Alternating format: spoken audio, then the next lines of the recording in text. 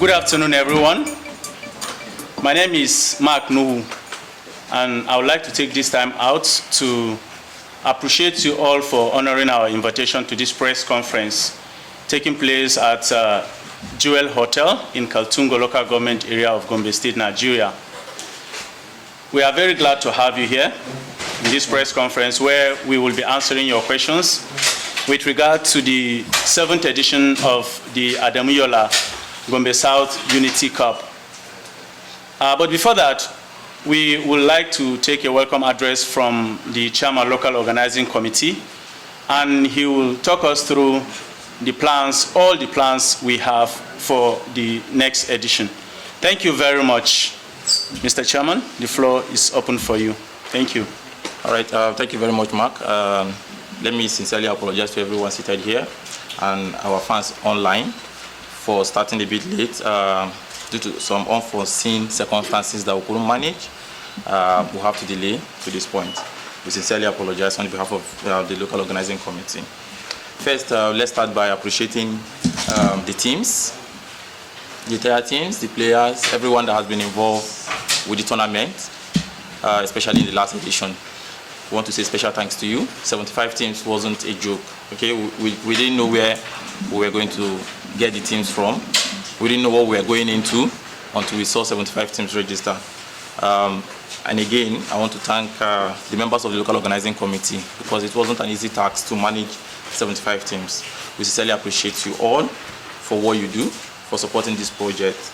Again, I want to thank all our sponsors, talking about especially the Gombe State Football Association for all the support, all the technical support they give to us all through the competition last year, and also while planning for this year's edition. We sincerely appreciate Siaku Foundation, Styhost Foundation, Metro Consultant Clinic. We also appreciate you all for always coming and standing in for us at any time we need your help. Okay. Going into activities for this year, we want to look through our calendars for this year. First, registration starts after now for this edition, and it will run until the 30th of September. So basically, we have 20 days for registration. So I know it's a challenge for those teams that wait for the last minute. And again, we'll be working on the process, the procedure. So we'll be talking you through also through the procedures for registration this year. But basically, we'll have 20 days for registration. Then after that, we also looked at a lot of things while planning for this year's editions. We also realized and understand the fact that election is around the corner, and we want to use the competition to support or to preach peace in our communities. Okay, we want to encourage youth not to engage or not to get themselves involved in violence during the electionary period, but rather embrace peace and unity. So we'll be doing a peace advocacy campaign in all the 4 local governments that make up Gombe South from the 11th to the 14th of October 2022. Then the draws will hold a day after on the 15th of October here in Kaltungo. Okay. Then the opening ceremony for this year's edition will be on the 22nd of October, while we have the preliminary round start the same day and run through 3rd of December 2022. Now, why do we have this long window for the preliminary rounds? Okay, we tried to create this because last year, some of us can recall, we had challenges with other competitions that wants to run in Gombe South, and we also want them to continue to run and operate just the same way that we operate as well. So we'll try to create that window so that every other competition can also run. We won't have congestions in fixtures and all that. Also give rooms for the players and the match officials to also rest, recover, and be able to run through. So we considered all this, and that's why we're opening our preliminary round period this long, for over a month. We'll be running for close to 7 weeks. Okay. Then the final round, as usual, starts on the 17th of December and ends on the 29th of December. So this is our calendar for this year. I know one thing that the teams will be interested to be hearing at this point. What are we taking home? Okay, we'll be talking about that shortly. Okay, the winners of this year's edition. We're not doing much with regards to increase in the prize money. The winners of this year's edition will be going home with 750,000, while the second place team will go home with 450,000, and the third place team 250,000. As usual, we'll continue with the individual awards, about 8 of them that we'll have, the best players, best goalkeepers, best coach, fan. Okay, last year we had fan of the year and all that. So we will continue with our individual awards. Also, round of 16 teams like we had last year will be getting cash reward of 20,000, and round of for the quarter-final teams as well will get 20,000 for qualifying to those rounds.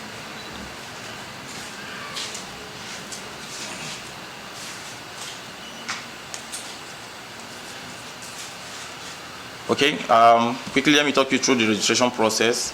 Okay, this year we want to still maintain our online registration. Now, reasons why we're maintaining this is, last year we realized it was difficult at first for our teams to participate, to register online. But as we go on, we realize that most of the teams also were getting involved. So we want to look beyond what we're used to, the conventional way of doing things, to our people embracing new things.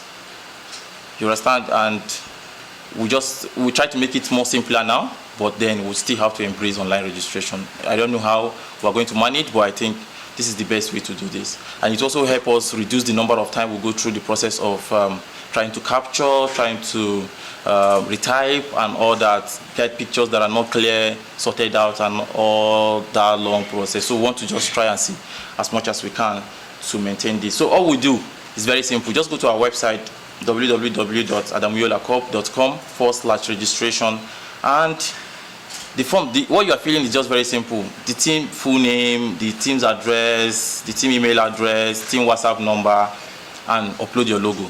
Now it is mandatory for every team to have a logo to participate in this year. We are talking about branding. We are doing a lot with regards to branding. We want the teams to know, to be known across the world. And just like this event is being streamed live, the final round games will also be streamed live. Okay, all the final round games, 16 of them will be streamed live. So we want the world to know what is happening in Gombe South. We said Gombe South should be known for good things, and we're using football as one of those avenues to do this. So teams just make efforts and get a logo, create a logo for your teams. So this is one of the requirements for you to register. Then you give us 2 contact persons, just like we do before, people that we can always contact, people that are regularly on WhatsApp, because it's easier for us to contact you on WhatsApp. Simple, their full name, their WhatsApp number and email address, and that's all for these 2 people. Once we get this done, and that is all, we now go through this information you've given to us. If you meet the criteria and all that, then we'll further contact you to supply the list for your players, the pictures for your officials. And once all this is done, we will publish the players. Because of the challenges we've had in the previous editions, we will publish the submitted players on our Facebook page. Okay, it's Adamu Yola Cup. All our Facebook handles are Adamu Yola Cup. So we'll publish the pictures in one single frame. It means that if you register 23 players, we'll have all the 23 players in one single frame. We'll have their pictures, thumbnails of their pictures in one single frame, and publish. And it will run for 3 days. So if you have a complaint, so if you're a team, all you also need to do is go through our pages regularly to see if somebody is registering your player, because we try as much as possible not to entertain the issue of somebody registered my player. We can't manage that. We are managing a lot already. We're expecting 100 teams to register this year. So we can't be managing 100 players and 100 teams and managing players at the same time. It means that we'll be looking at 2,300 players. So we won't be able to manage all that. So go online regularly, check this thing. We'll publish on our Facebook page, we'll publish on our website. So if a team is putting up their registration, because we won't complete that registration until that publication runs for 72 hours. Then we'll proceed with the next phase. Now, after that, we'll now give you an account to pay. So it means that like we always say, the registration fee of 5,000 that you pay is not, for us, it's big to the teams to cover 5,000. But then for us, it is not the main thing. We just want that commitment from the teams that want to participate in this competition, and that's why we're taking that amount. So you don't pay until we ask you to pay. So people don't hold us to ransom, we've paid, so we must play. No. So we want the process of registration to be streamless. So please just oblige us and follow this process. It's very simple, and we believe that within 3 days, if you start your registration today, by Tuesday, Wednesday, you should be done with your registration. It doesn't take that long. Okay. So this is for the registration process. Then also on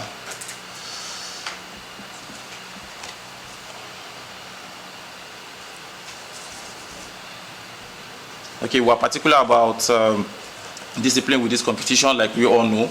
We're very, very particular about it. And our rules last year, we included that any team that didn't show up for any game will be suspended for 2 years. We have teams that fall in those categories. And unfortunately, we have to suspend them. Okay? First, there is issue with a work, if I'm not mistaken. Sorry, one moment, I need to sort out this.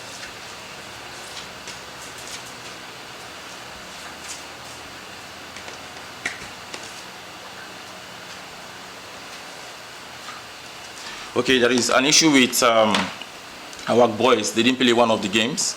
Okay, we got their complaints. They had an accident on their way to the game, and about 6 players were involved. So that's why they were walked over in that game. On that note, we sincerely sympathize with them.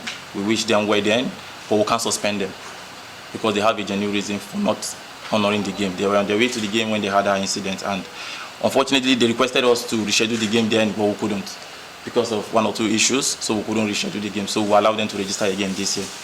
But on the other hand, we'll be suspending for 2 years Kalmai Team B from Bileri, Kalarin United from Kaltungo LGA for 2 years, Willie United Kaltungo LGA, Younger Matures Balanga LGA, Makaman Chang from Balanga LGA, Burak United from Shongom, and Old Timers Shongom for 2 years. The players won't participate in the competition for the next 2 years.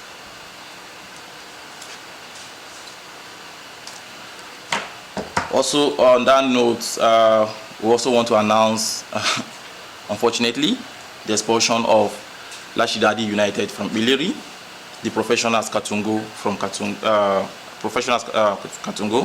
LGA, Mushaf Warrior from Balanga. These 3 teams won't participate in this competition again.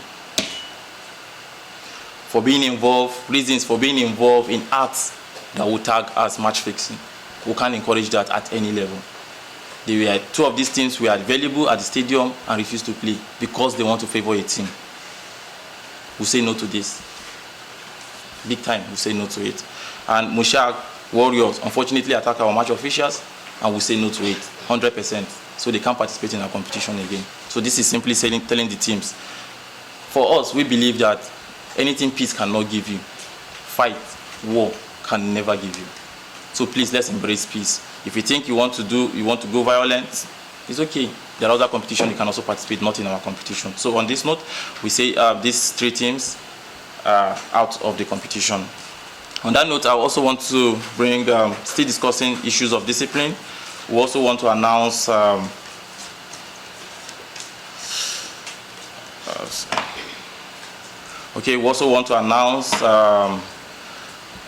lifting of the suspension on one Mr. Moses Kyrie, who was suspended 2 years ago for harassing members of the committee. So now he's free to register with any team of his choice, so he can return back to the competition. Kalabu United also has completed the serving of their 2-year suspension. However, in their own case, they still have to pay for the damages they caused to this competition. We're not asking them to pay. We're not asking them on a normal day. We'll ask them to pay interest in the expenses, but we're allowing them to pay the same cost it cost us 2 years ago to fix the properties they destroyed at the Olusegun Stadium here in Kaltungo. So Kalabu United can return on probation for 2 years, but they have to pay the money before they will be allowed to register. So this also includes their players. We had an issue last season where Tal United registered one of their players, okay, and they lost the game. So same thing will still happen now. If they don't pay, it means that their players cannot play for any team. So if you want to register any of their players, please get them to sort out the differences they have with the organizers, okay? So on that note, I'll take your questions. The rules and regulation will be up on the website any moment from now, so you can go download and read through. Okay, so we'll take questions. All right, thank you very much, Mr. Chairman, for that wonderful speech and address. All right, if you have a question, you raise your hand.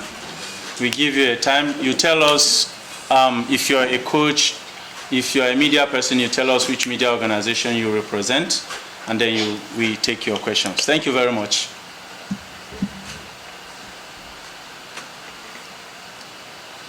Right. Right. Let's start from the media person first. Thank you.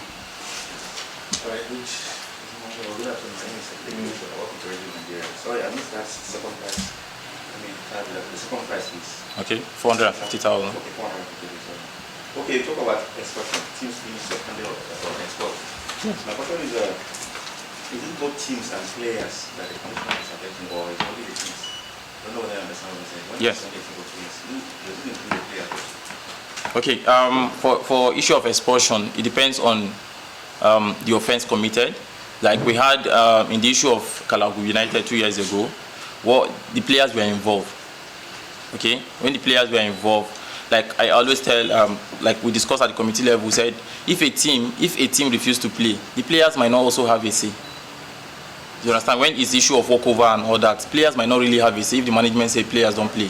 But when it is involved violent and players are involved, and we establish the fact that a player is involved, the players are included, and that is what affected Kaltungo United and Tal last season, where a player from Kaltungo played for Tal and the points were deducted from them. Yes.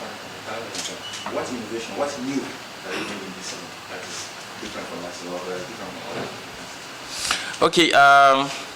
This year, like I said, we're introducing the peace advocacy campaign. For us, is huge. Last season, we did some new introductions. This year, we're also bringing new introductions. We're bringing, we had, apart from the peace advocacy campaign, we had what we call the local media guys last season.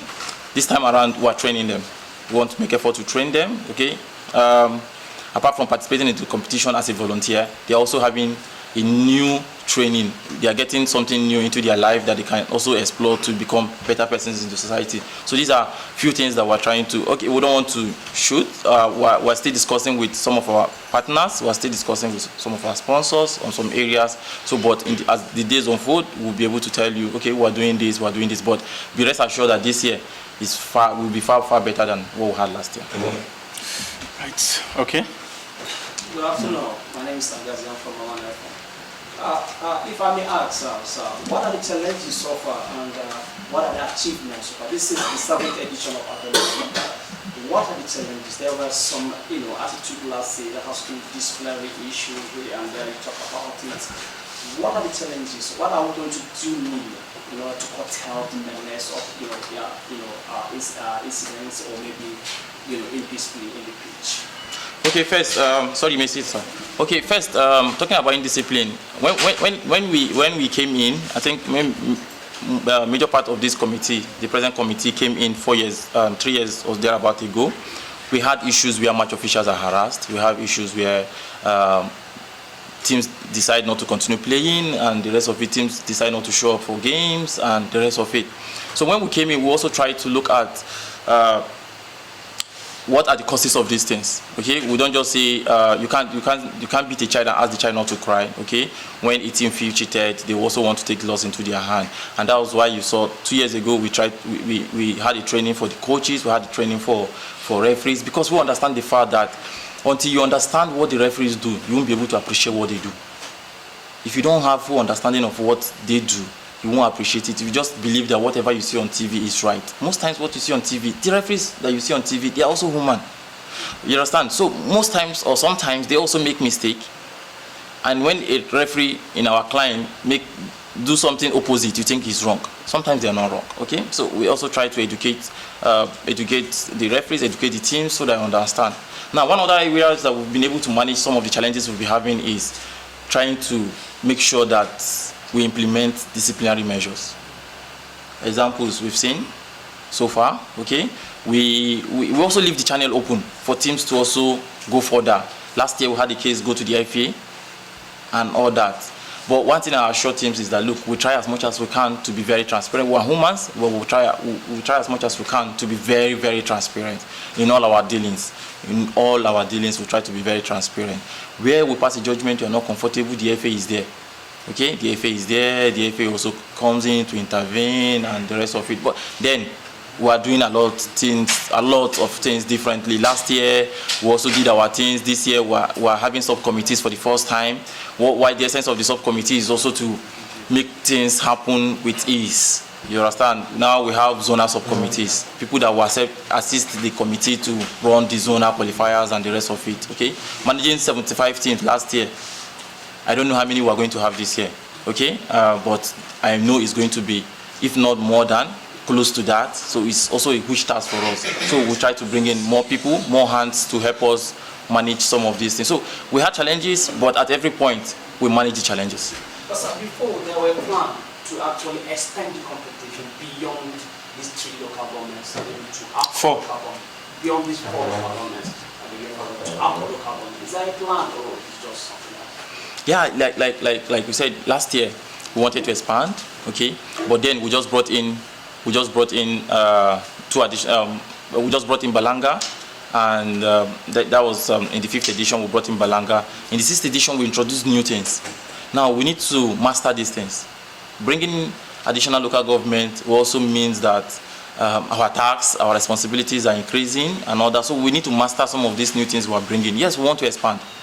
As far as I'm concerned, the last meeting I had with my boss, he said he wants as many as possible teams to play, 100, 150, 200, because he wants to reach out to more people. Okay, this is the target, reaching out to more people, and we can't reach out to more people if we don't expand. But then we also need to master what we are doing, so that by the time we go there, it will be easy for us to manage some of the challenges that we've talked about, some of the challenges that we've seen. So because every year comes with its own challenge, and as we manage the challenge, other ones come up. So by the time we master some of the things we're doing, we'll be able to expand more. Yes. Okay. Yes.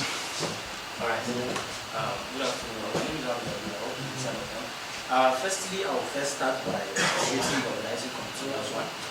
Secondly, my main point of view is security in match centers. So, like you said, referees are humans, and especially in local, competitions like this, you can't avoid when it comes to maybe a referee officiated a game and the team is not satisfied with the officiating. There might tend to be harassment. So how do we tend to, curtail the menace of harassing match officials and putting, at times a player of a team might harass a match official which the team might not be in support. Now we're talking about suspending the team. Now when it is maybe probably an individual or 2, how do you tend to work on that? Okay. First, last year we had an incident where a player from a team in Billiri had issue in a game. Immediately after the game, the officials of the team came to the LOC to say, look, whatever punishment you want to make on this player, please go ahead. We are not in support of his activities or his actions. Do you understand? Now, because it's clear, if you keep quiet, if you think like, okay, just like if any member of the committee goes out to do something or say something, I take responsibility. Do you understand? So somebody needs to take responsibility for whatever action or inaction that happens. But then, we try as much as possible to provide security. Now, no amount of security we provide at the stadiums will be enough, considering the fact that our stadiums are built the way they are built. No perimeter fencing, so it's an easy access for everybody. You understand? Even where the perimeter fence is available, it's also very difficult to manage that. How many securities do you want to bring to the stadium that will manage 2,000 fans? Do you understand? Very difficult. But then, what have you done? We also try to educate the teams. They understand. We also try to bring in these branding measures. They understand. They appreciate. If you decide that you want to take, which one is better? Lose now, come back and play next year, or fight now and not play in the next 2 years. So you have a choice to make. Do you understand? So we try. It's not that we're trying to be harsh. No, we just try to make it like a level playing ground and make everybody like participate. For the referees, some of the things can testify. Members of the committee will also tell you, if you ask them, they'll tell you there are referees that at a point we said, hey, this one should not be appointed for game again. Do you understand? I don't say because a team comes to complain that this referee has not done well, they will say no, go home. Okay. For the record, I'm also a CAF instructor, referees instructor, and all that. So I also know when a referee has done something right or wrong.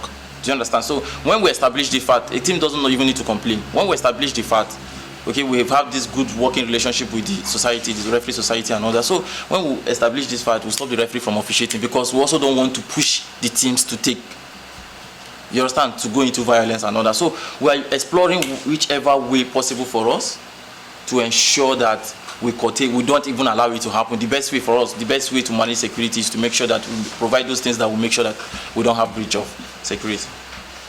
Okay, we take this question from here. Right, let's see.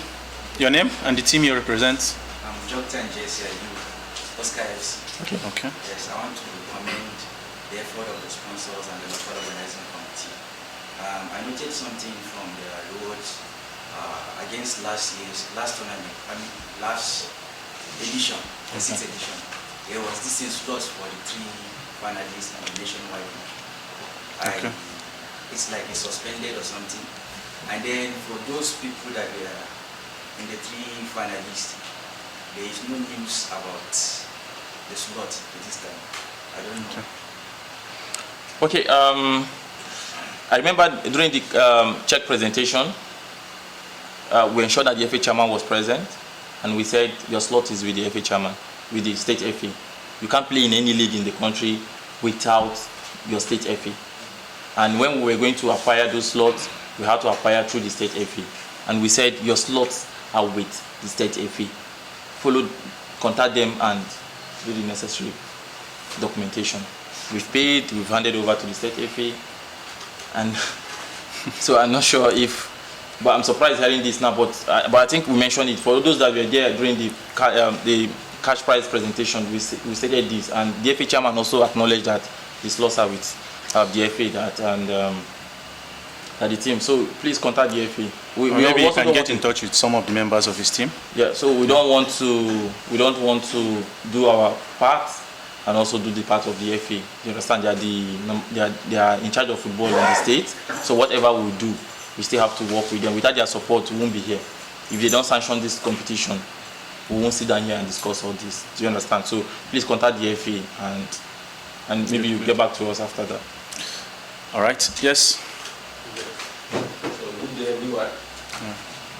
During the briefing, Your name, please. My name is, as I'm from I represent our United. Okay. During the briefing, you made mention that you gave an example with Tal United in the last edition, where they were suspended because they registered a player that was suspended. Now my question precisely, does the suspension include players of the team that was acquired after the suspension, or just the number of the extent of the suspension? Does it only limit to the time or to the number of players registered in the last edition, or does it include players acquired after the registration of the last edition? For example, if Kaltungo United were suspended in the previous edition before the last one, what if they acquire a player maybe this year and they are still under suspension? Can some other team, can they go ahead and register such player? Okay, if I understand your questions very well, okay, I think I tried to explain this earlier. If, for instance, your team decides to acquire Mark, who I know is in the transfer market now, and unfortunately, last season, Mark played for, let's say, the professionals, okay? Now, and the professionals is expelled from the competition because they were available at the stadium and refused to play because they want another team to benefit. Your team cannot acquire Mark because Mark is also expelled from the competition. If you decide to acquire Mark, it's at your own risk. It is not my responsibility to, if you submit Mark for registration and nobody said no, I will go ahead and register Mark. If you play him and your opponent discover that Mark is expelled from the competition and protest, you lose your points. Do you understand? Now, why? On a normal day, you expect us to screen, oh, we expect Mark from our competition, we should register Mark and all that. But like I said also, realize the fact that we're dealing the level of the level of people we're dealing with, the number of players, the number of teams. If we're registering 100 teams, like I said earlier, we're looking about working with 2,300 players. and we have 2 weeks, 20 days to do complete this registration and all that. Do you understand? We might not go into all those details, and that is why we're throwing it back to the teams. Do your findings. It's okay for you. You might decide to download them, keep them in your phone, keep them anywhere. It's for your own good. Later on. Do you understand? So it's just that. But just talking about all this, if you acquire a player that is under suspension or is expelled, it's at your own risk. We won't say please don't, but it's at your own risk. Like we keep making reference. You understand? We've had issues, and that's why we're playing. Like one of the issues we had last year that make us to say we're publishing the registrations now is because last year we had a team who, simply because they have my passport photograph, didn't discuss with me, went ahead to register me. Meanwhile, Mark has discussed with me. I gave him my passport photograph, he registered me. It becomes a double registration. In our rules, it means that our rule states that if there is a double registration, the player is suspended from the competition. Do you understand? But in this case, I have not had any discussion with you. But simply because you have my passport photograph, you registered me. You understand? And we took exceptions. And that's why we're doing it now, because we're not ready to take those exceptions. So that's why we're publishing it. Do your findings and all that. Yes, I appreciate the answer. But there are some, I think you have not answered some part of this question. What I mean is, for example, in this very edition, yes, each team is expected to register 23 players. Yes. Right? Yes. Now, after the registration of these 23 players, yes, we misconduct ourselves during the game. Yes. Right? Players inclusive. Yes. The team and the players are suspended. Yes. Now, after this edition, we sign some other players. New players from other clubs. Who have not registered in this edition. Yes. But we are under suspension anyway. Yes. The team is suspended, of course. Can some other team acquire the services of this player that we acquire after we have been suspended? No. The only player we know, the only player that we know that belongs to your team are the one you submitted to us for registration. So any other player that you didn't register with us, we don't know whether you are the owner, because we are not the FA who keeps records of who owns the player and all that. Okay? Yeah. Another question. Yes. Is there any changes you are introducing as part the fixtures or pairing in the group? Because I'm very much aware in the last edition, for example, there were 4 teams in each group, for example, in Billy, and not all the teams in the group were paired against each other. We just played 2 matches. So is there any changes or possible changes in that regard? Okay, thank you for that question. Some of us might not be aware, okay? In 2020, because of the lockdown, the competition was not going to be held. It was not going to be held then, in 2020. I think a group of players and officials had to meet with the donor then, and he agreed. They even agreed to play on knockout basis. You understand? I'm just trying to bring us to why we are here now. They agreed to play on knockout basis. But when the committee was constituted, we sat and we said, on knockout basis, it could be disadvantage to a team. Not that they are not a better side. Maybe because 1 or 2 of their players didn't click and they're out of the competition. Do you understand? Maybe 2 of their players went to the farm and they didn't come back on time. They're out of the competition. They have to wait for another 1 year. And we decided that, okay, let's try as much as we can to make each team play at least 2 matches in the qualification round. Maybe you were unlucky in your first game, you played a draw. In your second game, you might win and have a chance to qualify. That's how we arrived at playing at least 2 matches. But all the teams or the people that went to meet with the donor then agreed to play on knockout basis. Do you understand? Now we're also trying as much as we can. Okay, we made several proposals at the committee level. Okay, we want to restrict it to 64 teams. So that at least we place the teams in a group of 4, you play everybody in your group, the winners qualify and all that. But then it's also difficult because more teams want to play. Who do we allow to register in the 64? Last year we had 75. Okay? Now, who do we remove? I'm sure more teams want to participate this year. So you agree with me it's a big challenge, right? Now, that's why we're not giving you the format that we're playing right now, because until we know how many teams are registering. By the time we close registration, we'll be able to tell you, okay, this is the format we're playing. Maybe 3 in a group, 1 to qualify for the next round of the qualification round. Okay, like for instance, we have 96 teams. We might play 3 in a group. We have 32 groups. Okay, and the winners play another round because we can only accommodate 16 in the final round. So all that. But until we know the number of teams that are registering, then we'll be able to give you, okay, this is the format we're playing and all that. But be rest assured that you cannot play less than 2 matches in the qualification round. Yes. All right. Yeah.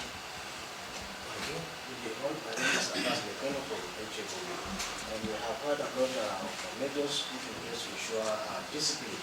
And I want to ask, what happens if a officiating referee appears to be highly unprofessional in handling matters in the pitch that obviously lead to the action by the players? You understand that point? Okay, like I said before, last year we had to bring in the Gombe State Referees Council Secretary to also help us with assessment of referees, okay, and placement in games.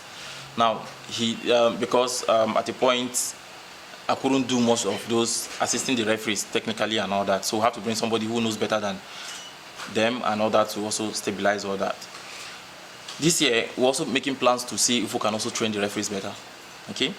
Now, doing all this, what we've done is making sure that we give them an enabling environment. We've been able to stabilize teams not harassing referees. We've been able to establish players not harassing referees. We're able to provide a conducive atmosphere for them to operate. Now we want to train them. Where we find out that you are below our standard, you pack your bag and go home. Do you understand? Because like I always said, we can't allow incompetency to affect the whole process. Once you find out that you are not competent, you go home. The chairman can attest to it, teams can attest to it. We've done it. We did it last year. There are referees that didn't even officiate at all. We tell them you can't come. See, beyond being even incompetent, we instigate discipline in the referees as well. We had a referee last year who refuses to show up for a game for whatever grievances he had. And we stopped him from the whole tournament. It's as simple as that. You can't hold us to ransom. Do you understand? We try as much as we can to develop them so that now we also understand the fact they have limited numbers and all that. And that's why we are making effort on our own part also to support the recruitment and all that, help them to train, and you understand. So we're doing everything. We understand all these areas and we're doing everything possible to ensure that, okay, the referees are also up and doing. Where we find out that we've given you everything and you're not up and doing, we'll suspend you. Or we cannot suspend you, we'll ask you not to officiate in our competition. It's as simple as that, yes. Thank you. Do we have a question from the referee, Sida? Okay. All right. My name is Bawa Bugari, the Chairman of the Referee Association, Affiliate Society. The fact that I have 2 or 3 questions, and most of these questions have been asked by some of my people here, especially the media officers, that at least I have something to add, or maybe to add of. I understand the chairman is talking about the Promoting Referee Association and his competition. The 7th edition, he has plans to maybe promote referee more. We also have plans to have a kind of a seminar or maybe a training that will upgrade the standard of referee in Changalewaja entirely. I also want to make an appeal, or maybe request again, especially in the issue of updating and creating more referees in our society. It's serious help, because Adamu Yola, I understand, has changed the tune of footballing activities in building society. Let me say it this way, because we call ourselves building society under referee association. It's building society. It's comprised of Kaltungo, Biliri, Balanga, Shongom, and even part of Kum. And what I'm trying to say here is that I don't know whether you still have plan on how we're going to take another way of making a seminar to referees, so that it's going to enlarge their standards in officiating in Adamu Yola this year. Secondly, I don't know which measures are you people going to take in maybe finding a referee wanting in kind of fumbling in a match, because some of my referees, I understand there are some that it's not as if I'm telling you the secret, but some of them are the kind of, they are not serious in handling the game. So I don't know whether you people are having a good, or maybe another measures to take care of this kind of attitude. Okay. Please, before you answer, let me just tell you something. Okay. Thanks. Very quickly. I want to know, like, relating to what you said, what are the criteria in even choosing your referees in the first place? Okay. Let me start from the last, then come to the chairman. First, we don't have control over the referees. As a competition organizer, we don't have control over the referees. But because of the good working relationship that have existed between we, the organizers, and the referee society, okay, we've been able to collaborate to ensure that, okay, the referees perform well, we get good officiating, everybody is happy. You understand? Now you go to a game, a team is losing 5-0 because the referee makes a mistake, everybody is angry, hey, because that mistake. But you forgot the fact that you had already 5 goals down. You understand? But where a referee is there, it's difficult. A team loses 1-0 that minute. They will cry and go home. They don't put their blames on anybody, okay? So we don't have control over that, but because of relationship, we've been able to, like, okay, use our experience, our technical know-how to be able to say, this one is up there, he should do our game, this one is not up there, he shouldn't, and all that, and that has worked, I've worked at that level, okay? But for the record, we don't have control over referees.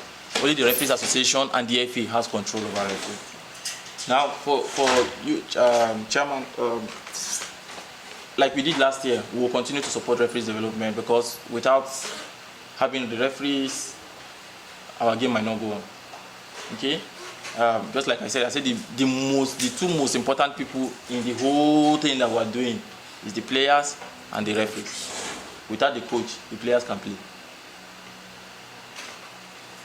Without the players, there is no match. Most cases, without a referee, there is no match. Whether trained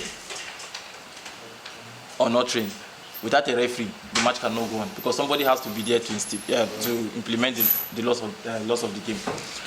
We will continue to support. We will continue to support the referees. Okay.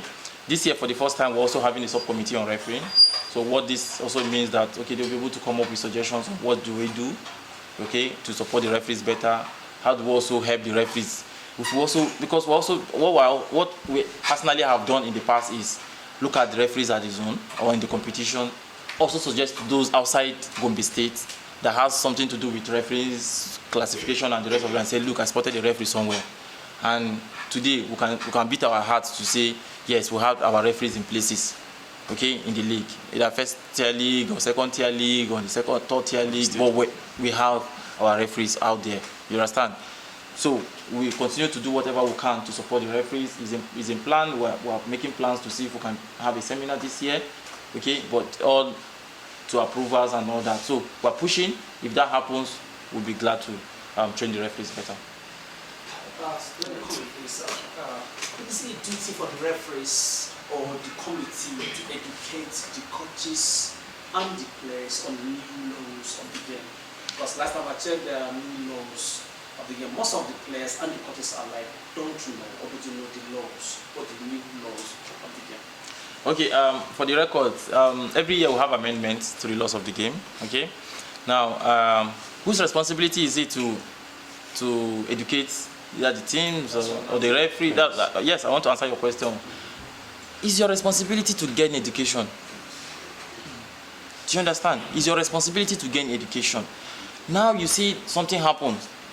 No, I'm not used to this. You pick your phone and call me. You've gained education. But you initiated the process. I can't come to you and say, no, I want to tell you because outside rules have been amended to this. No, you need to make an effort. If you call a referee, for instance, if you call Joe behind you and say, I didn't understand this, and he doesn't understand, he will call somebody that he knows that knows better than him. Do you understand? So teams have to make deliberate effort in that regard. Okay, like what we have. Professional teams, every season before the league starts, they bring one instructor to come and teach them, lecture them on, okay, these are the new amendments on this. In fact, experienced teams get the top instructors in the country to say, come and tell our players what you have told the referees.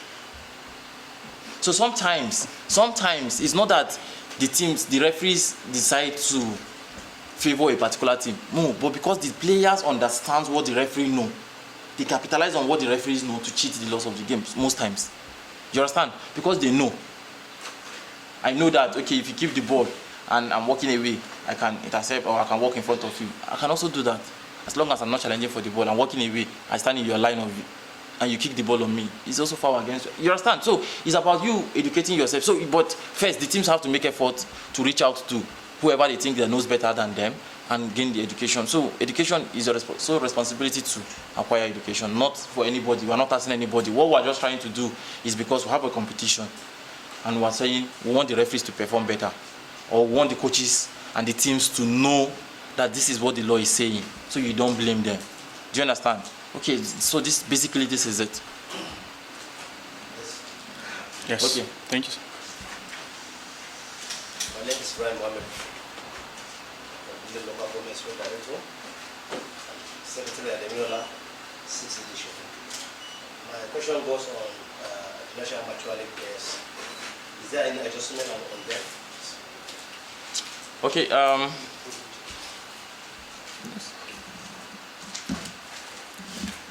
Okay. For us, the competition is about grassroots. Okay, and we believe that our prayer is for every player that plays in this competition to migrate from here upward. So if you go and play in the amateur league, which is level up, okay, you can't play in the competition for at least 2 years. Because we want to continue to pray for you to keep moving and moving. Okay, last year we had about 30 players, our best 30 that was selected from the entire competition. 20 of them was in Abuja for a week campaign. 3 of them who can beat our chest. They played National League this year from this same competition. Do we want them to come back and play this competition? No.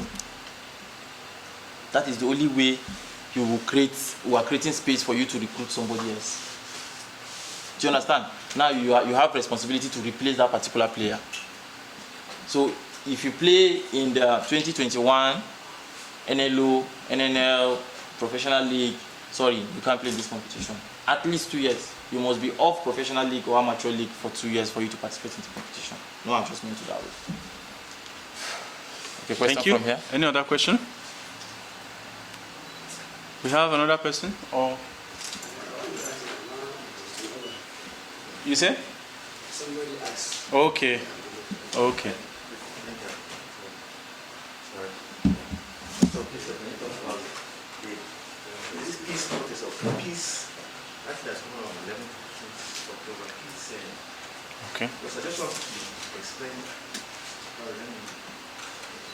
the peace campaign. Okay. Okay. So can you talk more about that peace campaign? Okay. Like I said earlier, we understand the fact, or every one of us knows that election is around the corner. A lot of campaigns will be going on, a lot of lobbying and all that will be going on, a lot of plans to snatch ballot boxes, a lot of plans to stop people from coming to vote and all that. And at the end, who did they use? They used the youth. Okay?